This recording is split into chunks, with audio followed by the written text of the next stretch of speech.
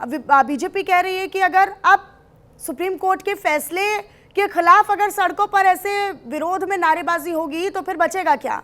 और हमेशा आम आदमी पार्टी और कांग्रेस के ही लोग इसके पीछे नजर आते हैं। देखिए, ये सब झूठ है। बीजेपी का एक काम है देश में नफरत फैलाना और झूठ फैलाना। कांग्रेस का कौन सा नेता उसको समर्थन कर रहा है?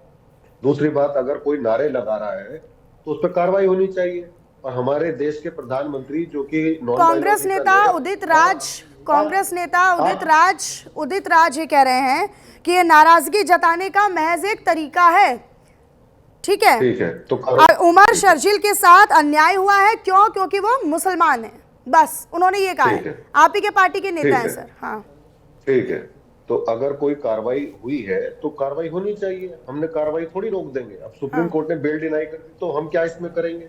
लेकिन 5 लोगों को बेल दी गई और दूसरे को नहीं दी गई, तो ये क्वेश्चन ऑफ इंटरप्रिटेशन तो होगा, जजमेंट का भी होगा, लेकिन संविधान के दायरे में नहीं होगा वो। तो उदित राज जो कह रहे आप हैं, मुझे एक सुनिए ना, सेकंड भी बोलने नहीं दे रही हो। सुनिए आप ना, एक सेकंड भी बोलने नहीं दे रही हो नहीं ना। नहीं, सुनिए सुनिए। मतलब 30 सेकंड तो दोगे तो ना, फिर मुझे आप बोलने ये नहीं कह दे रहे हैं, आप ये कह रहे हैं कि बाकियों को जिनको जमानत दी गई है वो मुस्लिम नहीं है क्या? उन्होंने ये बोला ना आपके पार्टी के नेता।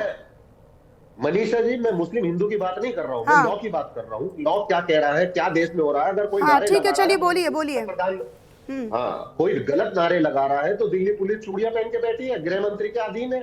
पुलवामा में हमला हुआ था, अभी तक एनआईए उसको सजा नहीं करा पाई। और यही टुकड़े टुकड़े गैंग के नारे लगे थे। अब 2016 में सेडिशन का केस हुआ था कन्हैया कुमार एंड कंपनी पे, क्या उनको सजा हुई? नहीं हुई। तो यह तो हमारी दिल्ली पुलिस नाकारा है, हमारे गृह मंत्री नाकारा है, और हमारे देश के प्रधानमंत्री खुद कह चुके हैं मैं नॉन बायोलॉजिकल हूं।